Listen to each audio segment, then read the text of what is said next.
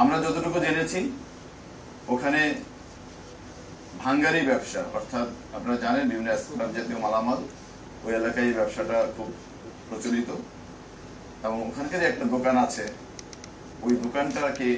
ওই দোকানটাতে কারা ব্যবসা করবে এই ব্যবসাটা নিয়ে একটা দ্বন্দ্ব কাজ করছিল। আমরা এতটুকু জানতে পেরেছি ইনি হত্যাকাণ্ডের শিকার হয়েছেন এবং যাদেরকে ধারণা করা হচ্ছে হত্যাকাণ্ডের সাথে জড়িত তারা পরস্পর সম্পর্কিত এবং ব্যবসাটা তারা একসাথে কিছুদিন করেছে। এই হত্যাকাণ্ডটি সংগঠিত হয়েছে অনেক লোক একত্রিত হয়ে একজন লোককে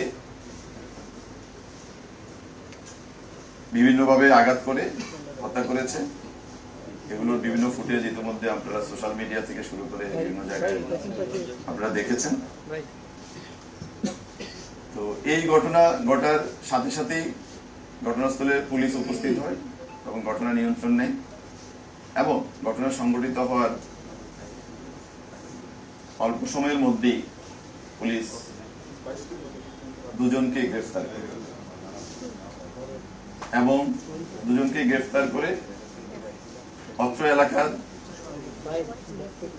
যে সকল সিসি ক্যামেরা আছে সেই সকল ক্যামেরার ফুটেজগুলো কালেকশন করে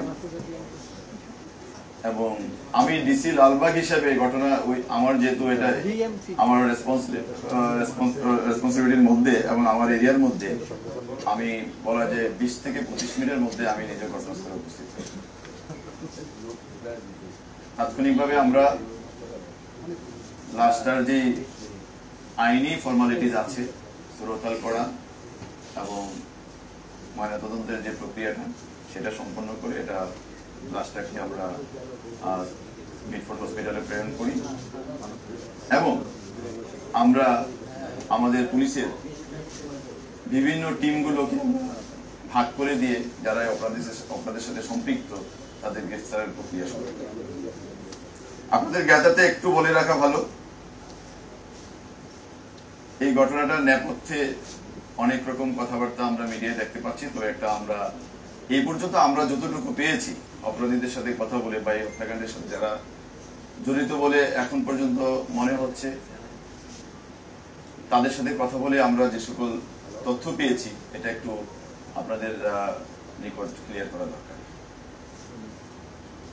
আমরা যতটুকু জেনেছি ওখানে ভাঙ্গারি ব্যবসা, অর্থাৎ আপনারা জানেন বিভিন্ন স্ক্র্যাপ জাতীয় মালামাল ওই এলাকায় এই ব্যবসাটা খুব প্রচলিত এবং ওখানকার একটা দোকান আছে, ওই দোকানটাতে কারা ব্যবসা করবে এই ব্যবসাটা নিয়ে একটা দ্বন্দ্ব কাজ করছিল। আমরা এতটুকু জানতে পেরেছি ইনি হত্যাকাণ্ডের শিকার হয়েছেন এবং যাদেরকে ধারণা করা হচ্ছে হত্যাকাণ্ডের সাথে জড়িত তারা পরস্পর সম্পর্কিত এবং ব্যবসাটা তারা একসাথে কিছুদিন করেছে। কিন্তু যখন ব্যবসায়িক লেনদেন নিয়ে একটা দ্বন্দ্ব তৈরি হয় তখনই তারা এই ব্যবসাটাকে আবার নিজেদের মতো করে করার জন্য তার সাথে বিবাদে লিপ্ত হয়, যার বিবাদের ফলশ্রুতিতে এই হত্যাকাণ্ডটি সংঘটিত হয়েছে। এই হত্যাকাণ্ড সংক্রান্তে ঘটনার পরদিন অর্থাৎ 9 তারিখে ঘটনা ঘটেছে। 10 তারিখে যিনি হত্যাকাণ্ডের শিকার হয়েছেন ভিকটিম সোহাগে